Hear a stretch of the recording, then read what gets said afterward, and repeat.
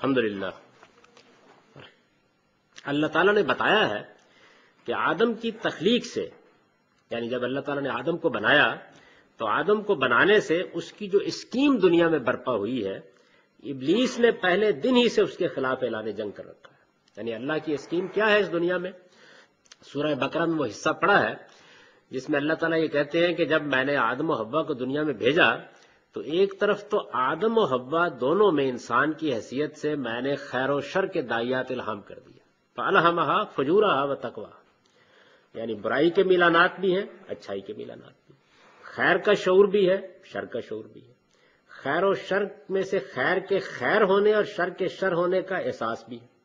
اس کے ساتھ اللہ تعالیٰ نے دنیا میں بھیج دیا، پھر اس کے ساتھ یہ اہتمام کیا ہے کہ اس خیر کو نمایاں کرنے، اس خیر کو سامنے لانے، اس خیر کے بارے میں بیدار رکھنے، انسان کو اس پر متنبع کرنے کے لیے اس عالم سے ماورا فرشتے بھی اپنا کام انجام دے رہے ہیں۔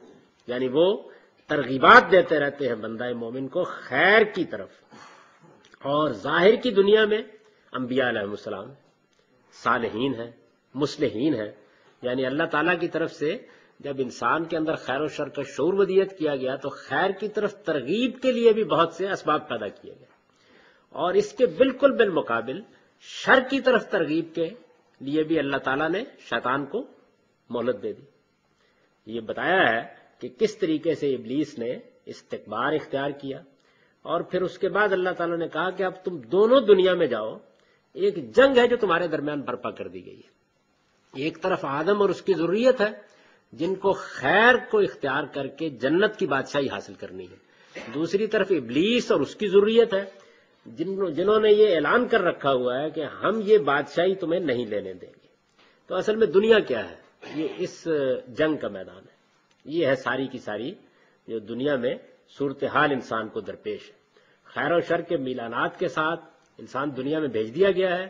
اس امتحان گاہ میں اللہ نے اس کی مدد اور اس کے ساتھ تعاون کا بندوبست کیا ہے، اپنے فرشتوں کے ذریعے سے بھی، اپنے پیغمبروں کے ذریعے سے بھی، اور پھر اس کے بعد شیطان کو موقع دے دیا ہے۔ اس نے مہلت مانگی ہے اور یہ کہا ہے کہ پروردگار مجھے آپ قیامت تک کے لیے مہلت دے دیں کہ میں یہ جنگ برپا کروں گا، اور میں ہر طریقے سے انسان کے راستے پہ بیٹھوں گا، اور میں اسے توحید کی صحیح راہ سے ہٹانے کی کوشش کروں گا۔ قرآن مجید میں ابلیس کا یہ چیلنج نقل ہوا ہے۔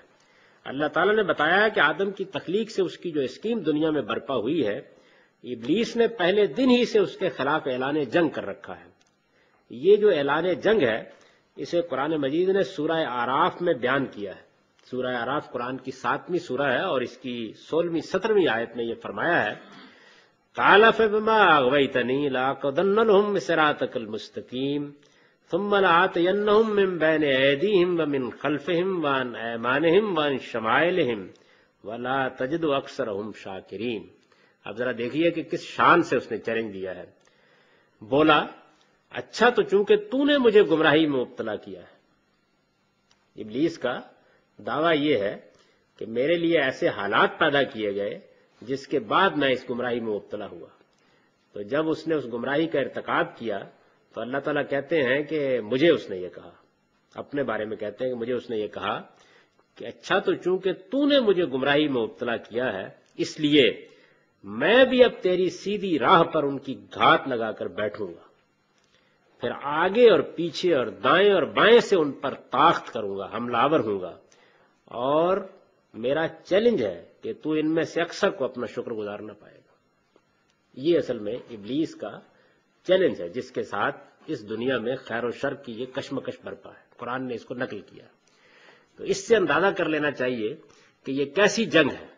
چنانچہ آپ دیکھیں کہ بقرہ کے شروع میں بھی یہ کہا ہے کہ اب تم جاؤ، تم دونوں ایک دوسرے کے دشمن ہو، یعنی ایک طرف ابلیس اور اس کی ذریت ہے، دوسری طرف آدم اور اس کی ذریت ہے، دونوں میں ایک ابدی دشمنی قائم ہو گئی۔ جب تک قیامت برپا نہیں ہوتی اس وقت تک ہمیں شر کی طرف بڑھنے سے بچنا ہے، خیر کی طرف لپکنا ہے، اور ابلیس اور اس کی ذریت کو اس بات پر اصرار ہے کہ وہ راستے میں بیٹھیں گے اور دائیں اور بائیں اور آگے اور پیچھے سے ہمیں گمراہ کرنے کی کوشش کریں گے۔ اور اس میں یہ بات بھی اس نے واضح کر دی ہے کہ میرا سب سے پہلا حملہ توحید پر ہوگا۔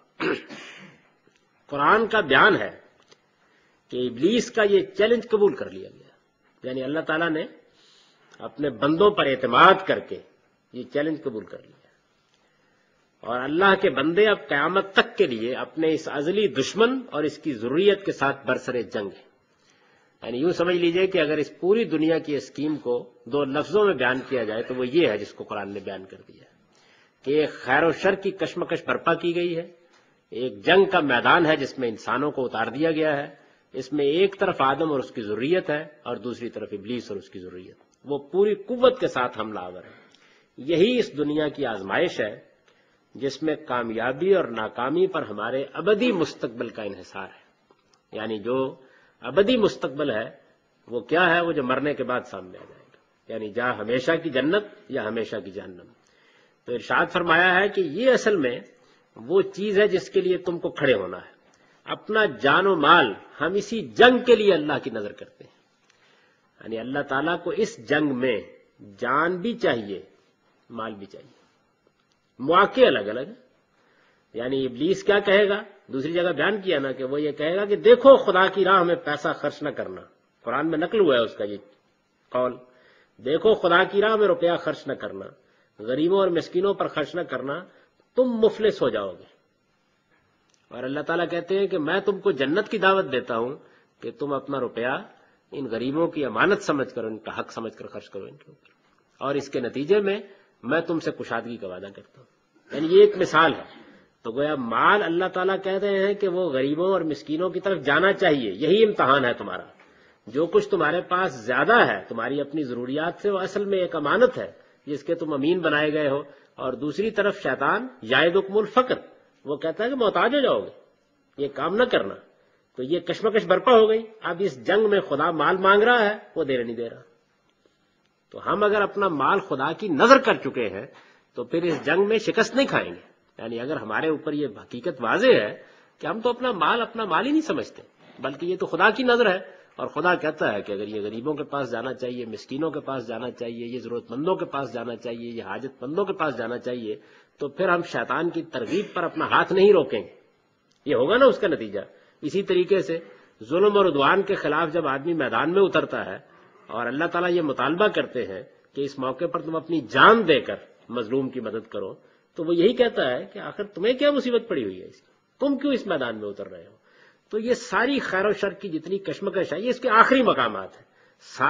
ساری جان اور سارا مال بھی کبھی دینے کی نوبت آ جاتی ہے، اور عام حالات میں جب اپنا وقت دیتے ہیں، اپنی قوتیں دیتے ہیں، اپنے جسم پر کچھ تکلیف جھیلتے ہیں اور اس طریقے سے لوگوں کی مدد کرتے ہیں یا اپنا مال دیتے ہیں، تو یہ در حقیقت اسی نظر کو آپ پورا کرتے ہیں۔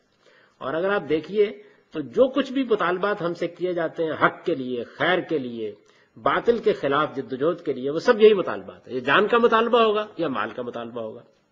تو یہی اس دنیا کی آزمائش ہے جس میں کامیابی اور ناکامی پر ہمارے ابدی مستقبل کا انحصار ہے۔ یعنی خاص طور پر اس بات کو ذہن نشین کر لینا چاہیے کہ وہ جو ابدی مستقبل ہے، یعنی ایک مستقبل تو وہ ہے جس کے لیے ہر آدمی بےتاب ہے، وہ مستقبل دنیا کا مستقبل ہے۔ 10 سال، 15 سال، 5 سال، 7 سال، اس کے لیے انسان جدوجہد کرتا ہے، بے پناہ جدوجہد کرتا ہے، سب کچھ داؤ پہ لگا دیتا ہے، لیکن وہ ابدی مستقبل جس میں یا ہمیشہ کی نقمت ہے یا ہمیشہ کی نعمت ہے، اس کے بارے میں انسان کو توجہ نہیں ہوتی۔ اس مستقبل میں ابدی بادشاہی تک پہنچنے کے لیے یہ نظر پیش کرنا ضروری ہے، یعنی اپنے آپ کو اس کے لیے تیار رکھنا کہ اللہ تعالیٰ کی طرف سے کوئی مطالبہ آئے تو ہم اس کے لیے حاضر ہیں۔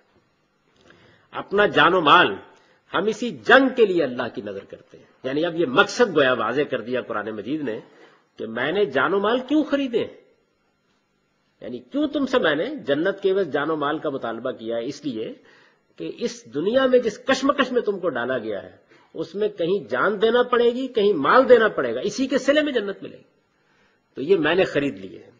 انبیاء علیہم السلام نے یا ایھا الذین آمنوا کونوا انصار اللہ کی صدا تاریخ میں بارہا اسی مقصد سے بلند کی ہے۔ اللہ کے پیغمبر بھی جب آخری مرحلے میں آتے ہیں تو پھر کہتے ہیں کہ ایمان والو اللہ کے مددگار بنو۔ یہ قرآن کی تعبیر ہے نا، سورہ صف میں فرمایا ایمان والو اللہ کے مددگار بنو۔ اللہ کے مددگار بنو جان دے کر، مال دے کر، یہ جس جگہ آیت آئی ہے اس میں ابتدا یہاں سے ہوتی ہے کہ یا ایھا الذین آمنوا ھل ادلکم علی تجارۃ تنجیکم من عذاب الیم، یعنی کیا میں تم کو ایک ایسی تجارت کی خبر نہ دوں کہ جو تمہیں دردناک عذاب سے بچا لے۔ وہ تجارت کیا ہے؟ خدا کے لیے جان و مال صرف کرنے کے لیے تیار ہو جانا، اس کا صلہ جہنم سے آزادی اور جنت کی ابدی بادشاہی۔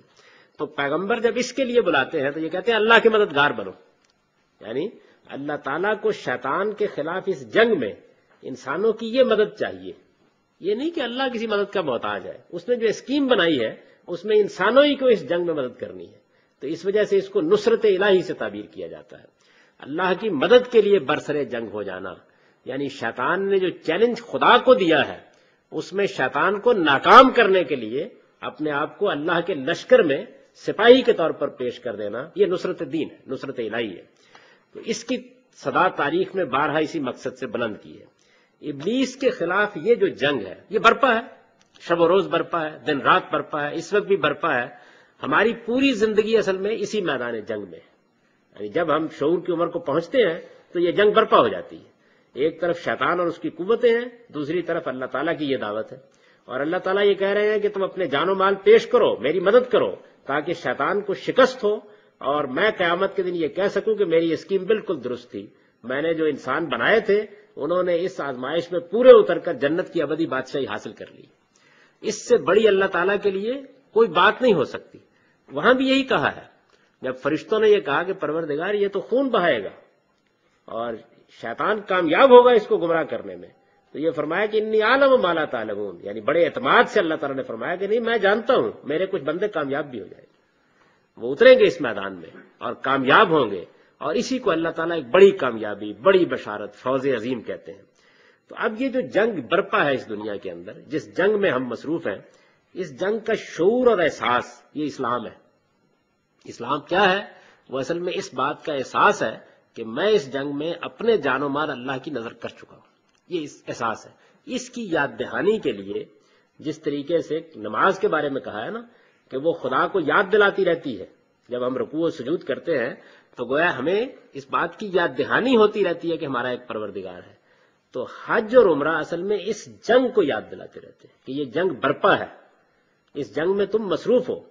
اس یاد دہانی کے لیے اللہ تعالیٰ نے اپنا گھر بنایا، ایک معبد بنایا، اور پھر حج و عمرہ کے لیے وہ صدا بلند کی جس صدا کا ہم ذکر کر چکے ہیں، جس سے ہماری اس بحث کی ابتدا ہوئی تھی۔ ابلیس کے خلاف اس جنگ کو حج میں ممثل کیا گیا ہے، گویا حج تمثیل ہے اس جنگ کی۔ اس میں ہم اللہ کے ساتھ کھڑے ہو جاتے ہیں، لبیک لبیک کہتے ہوئے اللہ کے حضور میں حاضر ہو جاتے ہیں، اور اللہ کی نصرت کی دعوت کے اوپر اپنے جان و مال کو نظر کے طور پر پیش کر دینے کو ممثل کرتے ہیں، یا اگر سمجھنے کے لیے اس لفظ کو قبول کرتے تو ڈرامٹائز کرتے ہیں، یعنی ایک طریقے سے ایک تمثیل کی صورت میں وہ چیز ہمارے سامنے آتی ہے۔ یہ تمثیل کیسی ہے، کس طرح؟ تو میں نے اس کو چند لفظوں میں بیان کر دیا، پورے حج کو سامنے رکھ کر۔ اللہ کے بندے، یہ تمثیل اس طرح ہے، اللہ کے بندے، اب یہ دیکھیے کہ یہ تمثیل واقع ہو رہی ہے، برپا ہو رہی ہے۔ اللہ کے بندے اپنے پروردگار کی ندا پر دنیا کے مال و متاع اور اس کی لذتوں اور مصروفیتوں سے ہاتھ اٹھاتے ہیں، یعنی گویا جو آخری درجے میں جان و مال کا مطالبہ ہو سکتا ہے وہ تمثیل کے انداز میں سامنے آ گیا ہے۔ جس وقت آپ حج و عمرہ کے لیے جاتے ہیں تو گویا آپ نے دنیا کے مال و متاع اور اس کی لذتوں اور مصروفیتوں سے ہاتھ اٹھا لیا، اس لیے کہ اگر دنیا میں بھی کبھی آخری جنگ کے لیے بلا لیا گیا تو ایسے ہی ہاتھ اٹھانے ہوں گے۔ جب کبھی دنیا میں کوئی مارکا برپا ہو جاتا ہے جس میں جان و مال سب کچھ پیش کر دینے کی ضرورت پیش آ جاتی ہے تو یہی ہوگا نا، تو تمثیل شروع یہاں سے ہوتی ہے۔ اللہ کے بندے اپنے پروردگار کی ندا پر دنیا کے مال و متاع اور اس کی لذتوں اور مصروفیتوں سے ہاتھ اٹھاتے ہیں، پھر لبیک لبیک میں حاضر ہوں، میں حاضر ہوں کہتے ہوئے میدان جنگ میں پہنچتے اور بالکل مجاہدین کے طریقے پر ایک وادی میں ڈیرے ڈال دیتے۔ حج یہاں سے شروع ہوتا ہے، لبیک لبیک کہتے ہوئے لوگ مینا میں جا کے ڈیرے ڈال دیتے ہیں۔ اگلے دن ایک کھلے میدان میں پہنچ کر اپنے گناہوں کی معافی مانگتے، اس جنگ میں کامیابی کے لیے دعا و مناجات کرتے اور اپنے امام کا خطبہ سنتے۔ یعنی اب گویا میدان میں لشکر اترنے والا ہے تو اس سے پہلے معبد میں کھڑے ہو کر دعا و مناجات اور اللہ کے حضور میں عرضداشت کی جاتی ہے کہ ہم اس میں کامیاب ہوں جس جنگ میں ہم ہیں۔ یاد ہوگا کہ رسالت بآب صلی اللہ علیہ وسلم نے بدر کے موقع کے اوپر پوری رات اس میں بسر کی تھی، جس میں آپ نے دعا کی تھی اللہ تعالیٰ سے کہ کل اس مارکے میں مجھے کامیابی حاصل ہو۔ اگلے دن ایک کھلے میدان میں پہنچ کر اپنے گناہوں کی معافی مانگتے، اس جنگ میں کامیابی کے لیے دعا و مناجات کرتے اور اپنے امام کا خطبہ سنتے ہیں۔ تمثیل کے تقاضے سے آپ چونکہ جنگ کے میدان میں اترے ہوئے ہیں، اور جنگ کے لیے اللہ تعالیٰ کا قانون یہ ہے کہ اس میں نمازیں قصر اور جمع ہو جاتی ہیں، تو تمثیل کے تقاضے سے نمازیں قصر اور جمع کر کے پڑھتے اور راستے میں مختصر پڑاؤ کرتے ہوئے دوبارہ اپنے ڈیروں پر پہنچ جاتے ہیں۔ مزدلفہ کا ایک مختصر پڑاؤ کرتے ہوئے واپس پہنچ جاتے ہیں۔ اب وہ اصل ہدف سامنے آتا ہے۔ پھر شیطان پر سنگباری کرتے، اپنے جانوروں کی قربانی پیش کر کے اپنے آپ کو خداوند کی نظر کرتے، سر مڈاتے اور نظر کے پھیروں کے لیے اصل معبد اور قربان گاہ میں حاضر ہو جاتے۔ یعنی وہ یہ پوری تمثیل ہے، پورا کا پورا جو بیان ہے وہ یہ ہے۔ اس تمثیل کو ایک مرتبہ پھر دیکھ لیجئے کہ اللہ کے بندے اپنے پروردگار کی ندا پر دنیا کے مال و متاع اور اس کی لذتوں اور مصروفیتوں سے ہاتھ اٹھاتے ہیں، پھر لبیک لبیک کہتے ہوئے میدان جنگ میں پہنچتے اور بالکل مجاہدین کے طریقے پر ایک وادی میں ڈیرے ڈال دیتے ہیں۔ اگلے دن ایک کھلے میدان میں پہنچ کر اپنے گناہوں کی معافی مانگتے، اس جنگ میں کامیابی کے لیے دعا و مناجات کرتے اور اپنے امام کا خطبہ سنتے ہیں، اس لیے کہ جہاد کبھی امام کے بغیر نہیں ہوتا۔ تمثیل کے تقاضے سے، یعنی اس کے لیے کوئی ضروری نہیں ہے کہ آپ مسافر ہیں یا کیا ہے، مقامی ہو یا کچھ ہو، تمثیل کے تقاضے سے، کیونکہ ہم میدان جہاد میں اترے ہوئے ہیں تو تمثیل کے تقاضے سے نمازیں قصر اور جمع کر کے پڑھتے اور راستے میں مختصر پڑاؤ کرتے ہوئے جیسے کہ فوجیں کرتی ہیں دوبارہ اپنے ڈیرے پر پہنچ جاتے ہیں۔ پھر شیطان پر سنگباری کرتے، اب گویا جس اصل ہدف پر آپ پہنچ گئے ہیں، جس کے خلاف آپ نے جنگ کرنی ہے، پھر شیطان پر سنگباری کرتے، اپنے جانوروں کی قربانی پیش کر کے اپنی جان دینی تھی تو اس کی علامت کے طور پر جانور قربان کرتے ہیں، اپنے آپ کو خداوند کی نظر کرتے، سر مڈاتے اور نظر کے پھیروں کے لیے، یہ نظر کے پھیروں کی نوعیت کیا ہے یہ آگے آپ دیکھیں گے قدیم صاحب سے کیسے سامنے آتی ہے، اصل معبد اور قربان گاہ میں حاضر ہوتے ہیں۔ پھر وہاں سے لوٹتے اور اگلے 2 یا 3 دن اسی طرح شیطان پر سنگباری کرتے رہتے ہیں، یعنی گویا پھر یہ بتایا گیا ہے کہ ایک مرتبہ شیطان کو پیچھے ہٹا دینے کے بعد مسلسل اس کی ضرورت ہوتی ہے کہ اس کو پیچھے ہٹایا جاتا رہے، ورنہ وہ پھر حملہ آور ہو جاتا ہے، تو تمثیل پہ اس پر مکمل ہو جاتی ہے۔ اب حج و عمرہ کی جو خاص اصطلاحات ہیں ان کے حوالے سے دیکھیے یہ تمثیل کیسے پایا تکمیل کو پہنچتی ہے۔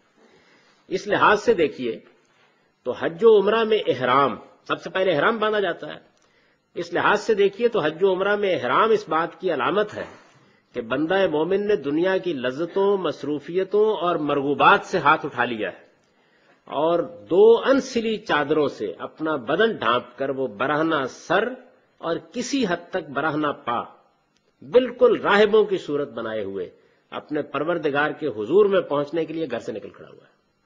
یعنی گویا یہ جو آپ احرام کا لباس پہنتے ہیں تو یہ اس بات کی علامت ہوتی ہے کہ بالکل میں نے دنیا چھوڑ دی ہے، پروردگار، یعنی آخری تمثیل کا آخری درجہ یہ ہے کہ اگر کبھی یہ ضرورت پڑ گئی کہ خدا نے سب کچھ مانگ لیا تو گویا سب کچھ مانگنے کا آپ علامتی اظہار کرتے ہیں احرام باندھ کر، حاضر ہوں اس کے لیے۔ تلبیہ، احرام کے بعد آپ فوراً لبیک اللہم لبیک پڑھنا شروع کرتے ہیں، اس کو اصطلاح میں تلبیہ کہا جاتا ہے۔ تلبیہ اس صدا کا جواب ہے جو سیدنا ابراہیم علیہ السلام نے بیت الحرام کی تعمیر نو کے بعد اللہ تعالیٰ کے حکم سے ایک پتھر پر کھڑے ہو کر بلند کی تھی۔ یہ وہ صدا ہے جس کا حوالہ قرآن نے دیا ہے کہ جب ہم نے ابراہیم سے اپنا گھر تعمیر کرایا تو پھر کہا کہ اذن فی الناس بالحج، اب لوگوں میں اعلان کر دو کہ وہ اپنی جان و مال کی نظر پیش کرنے کے لیے اور توحید کا اقرار کرنے کے لیے اس گھر کا حج کرنے آئے۔ تو وہ صدا جو اس وقت بلند کی گئی اس کے بارے میں یہ کہا گیا کہ بس اس پتھر پر کھڑے ہو کر یہ صدا بلند کر دو، اللہ اس صدا کو انسانوں کے کانوں تک پہنچائے گا اور اس کے بعد لوگ دور دراز کے راستوں سے سفر کرتے ہوئے آئیں گے۔ چنانچہ اس کے جواب میں ہم کہتے ہیں، یہ جب کہتے ہیں انہوں نے کہا تھا کہ آؤ اس مقصد کے لیے، تو ہم کہتے ہیں لبیک اللہم لبیک۔ تلبیہ اس صدا کا جواب ہے جو سیدنا ابراہیم علیہ السلام نے بیت الحرام کی تعمیر نو کے بعد اللہ تعالیٰ کے حکم سے ایک پتھر پر کھڑے ہو کر بلند کی تھی۔ اب یہ صدا دنیا کے گوشے گوشے تک پہنچ چکی ہے اور اللہ کے بندے اس کی نعمتوں کا اعتراف اور اس کی توحید کا اقرار کرتے ہوئے اس صدا کے جواب میں لبیک اللہم لبیک کا یہ دل نواز ترانہ پڑھتے ہیں۔ طواف نظر کے پھیرے ہیں، دین ابراہیمی میں یہ روایت قدیم سے چلی آ رہی ہے کہ جس کی قربانی کی جائے یا جس کو معبد کی خدمت کے لیے نذر کیا جائے اسے معبد یا قربان گاہ کے سامنے پھرایا جائے۔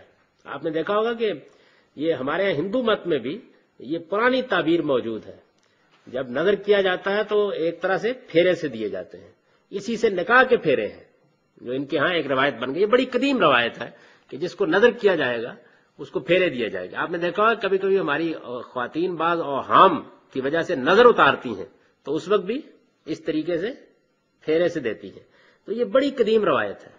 اس روایت میں حقیقت میں گویا آدمی وار رہا ہوتا ہے اپنے آپ کو، تو اس کے لیے یہ ایک تعبیر اختیار کی گئی ہے۔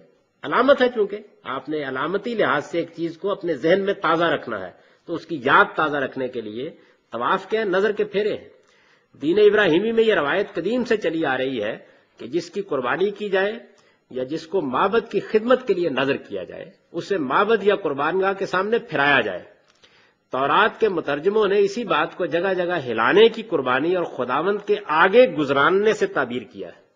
تورات آپ پڑھیں نا تو اس میں جب قربانی کی جاتی ہے تو ایسے ہی کیا جاتا ہے۔ ہمارے ہاں تو قربانی ہم اپنے گھر میں کر لیتے ہیں، اس میں اب وسعت پیدا کر دی گئی ہے، ان کے ہاں قربانی معبد میں ہوتی تھی، اور معبد میں جب قربانی کی جاتی ہے تو اس موقع کے اوپر جو قربان گاہ ہے اس قربان گاہ کے سامنے وہ اس طریقے سے قربانی کو گزرانتے ہیں، اس کو گزراننا کہتے ہیں، وہ اسی طریقے سے پھیرے دینے کا عمل ہوتا ہے۔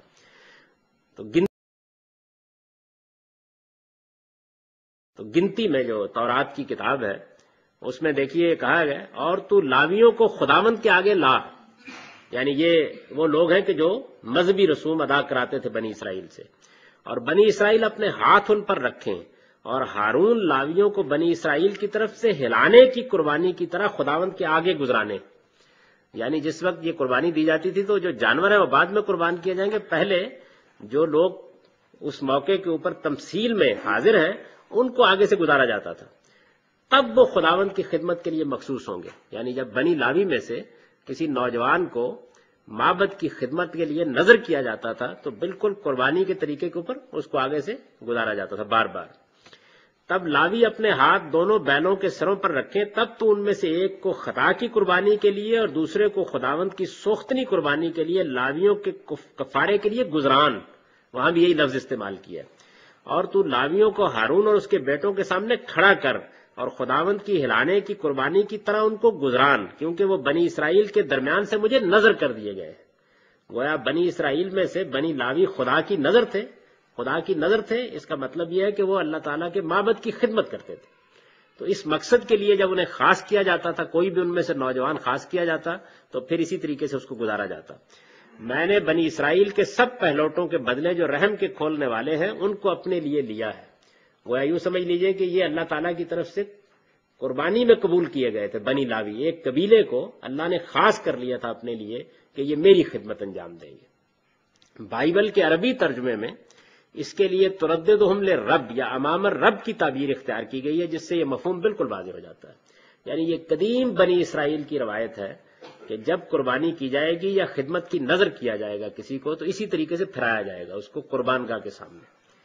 حجر اسود کا استلام، حجر اسود کی طرف اشارہ کرتے ہیں تو حجر اسود کا استلام تجدید عہد کی علامت ہے۔ اس میں بندہ اس پتھر کو تمثیلاً اپنے پروردگار کا ہاتھ قرار دے کر اس ہاتھ میں اپنا ہاتھ دیتا اور عہد و میثاق کی قدیم روایت کے مطابق اس کو چوم کر اپنے اس عہد کی تجدید کرتا ہے کہ اسلام قبول کر کے وہ جنت کے عوض اپنا جان و مال سب اللہ تعالیٰ کے سپرد کر چکا ہے۔ یعنی یہ استلام کیا ہے؟ ہاتھ رکھ کے آپ چومتے ہیں اس کو، یہ قدیم معاہدے کی علامت ہے۔ اسی وجہ سے رسول اللہ نے فرمایا کہ یہ حجر اسود کیا ہے؟ یمین اللہ، اللہ کا ہاتھ ہے، تو تمثیلاً اس کو اللہ کا ہاتھ قرار دے دیتے ہیں اور پھر اس ہاتھ میں اپنا ہاتھ دے کر ہم اس عہد کو زندہ کرتے ہیں جو ہم نے اسلام قبول کر کے اللہ کے ساتھ کیا ہے۔ اور وہ عہد کیا ہے کہ جان و مال ہم نے بیچ دیے ہیں، جنت کا وعدہ آپ نے کر لیا۔ تو یہ اس کی گویا علامت ہے۔ اس علامت کو پھر ہجوم کی وجہ سے کہیں محض اشارے تک محدود کر دیا گیا ہے اور کہیں آپ ہاتھ لگانے میں اگر کامیاب ہو جاتے ہیں تو اس کو ہاتھ لگا لیتے ہیں۔ یہ ہم نے ان تمثیل میں جو اصطلاحات ہیں ان میں سے چند چیزوں کا مطالعہ کیا ہے۔ ابھی ظاہر ہے اس میں باقی کچھ چیزیں ہیں جو پورے حج کے اس عمل کو نمایاں کرتی ہیں۔ انشاءاللہ العزیز اگلی نشست میں اس کو بھی زیر بحث لائیں گے. اب اس کا وقت ختم ہو رہا ہے. وآخر دعوانا الحمدللہ.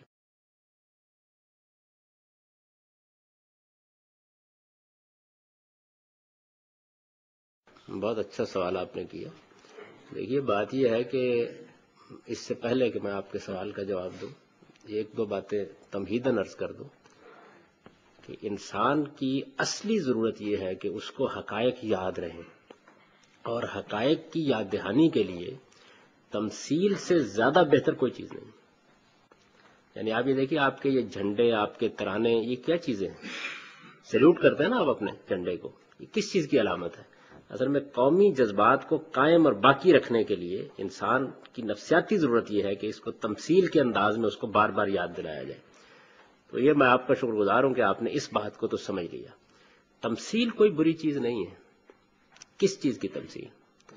ہندوؤں کے اوپر یا کسی کے اوپر اعتراض تمثیل میں نہیں ہو رہا، اس تمثیل کے پیچھے جو حقیقت ہے اس پر ہو رہا ہے.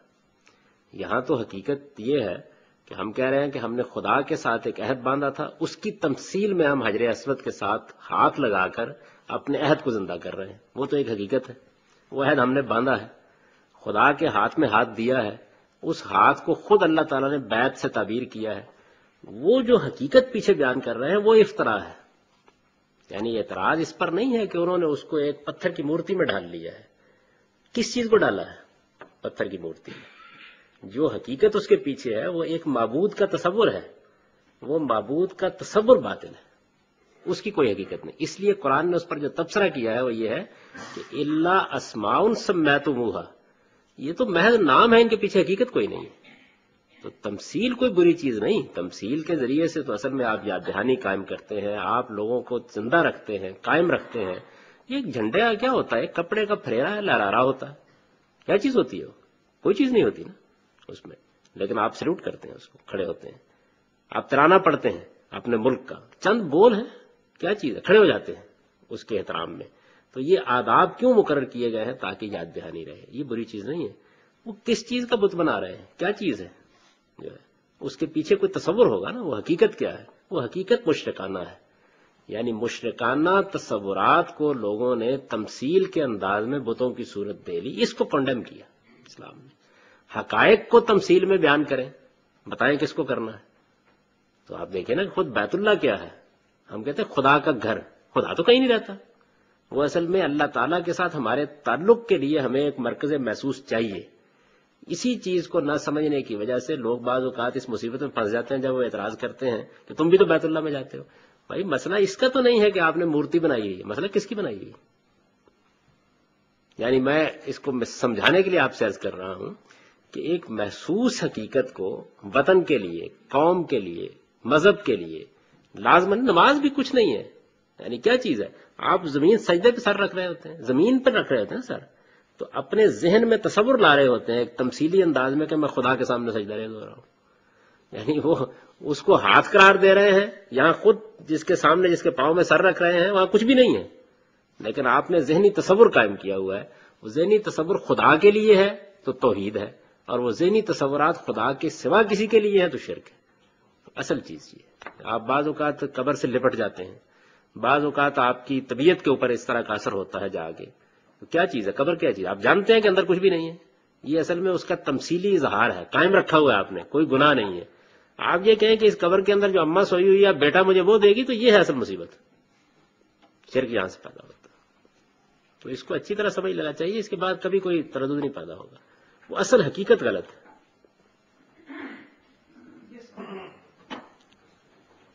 شیطان کی تمثیل میں ہم نے 3 پتھر بنا دیے، ان کو مارتے ہیں نا کنکر. شیطان ایک حقیقت ہے. اگر وہ حقیقت نہیں ہے اور آپ نے اپنی طرف سے کوئی چیز بنا دی ہے تو پھر اصل میں وہ شرک بھی ہے اور جرم بھی.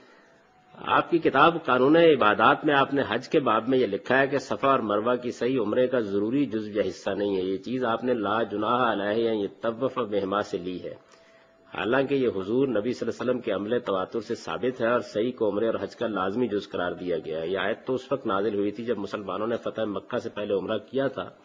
اس وقت دونوں پہاڑیوں پر بت تھے، اس لیے وہ ہچکچا رہے تھے. اس پر یہ آیت نازل ہوئی. یہ کبھی میری آج تک سمجھ میں نہیں آ سکی بات کہ یہ ان 2 پہاڑیوں پر بت تھے، اس سے تو مسلمان ہچکچا رہے تھے، اور کعبے میں 365 تھے اور کوئی ہچکچاہٹ نہیں تھی. یہ محض افسانہ اور قصہ، ایسی کوئی حقیقت نہیں ہے۔ اصل بات یہ تھی کہ صفا اور مروہ کی صحیح کے بارے میں یہود نے یہ پروپیگنڈا کر رکھا ہوا تھا کہ یہ کوئی مناسک حج کی چیز ہی نہیں ہے سرے سے، اور اس کی وجہ خاص یہ تھی کہ مروہ حضرت اسماعیل کی قربان گاہ ہے، اور یہود کے پورے لٹریچر میں اس چیز کو ہدف کی حیثیت حاصل ہے کہ حضرت اسماعیل اور ابراہیم کا تعلق یہاں سے ثابت نہیں ہونا چاہیے، تو وہ اس کا پروپیگنڈا کرتے تھے۔ قرآن نے اس کا ذکر کیا ہے، اور جہاں یہ آیت آئی ہے اس کے فوراً بعد یہ کہا ہے کہ یہ یہود جو اللہ کے دین کی اس طرح کی حقیقتوں کو چھپاتے ہیں اور جانتے بوجھتے چھپاتے ہیں، یہ اللہ کے غضب کو دعوت دیتے ہیں۔ اس پر یہ سوال پیدا ہوا تو قرآن نے اس کا جواب یہ دیا کہ صفا و مروہ کی صحیح جو ہے یہ کوئی بری چیز نہیں ہے، یہ ایک خیر کا کام ہے۔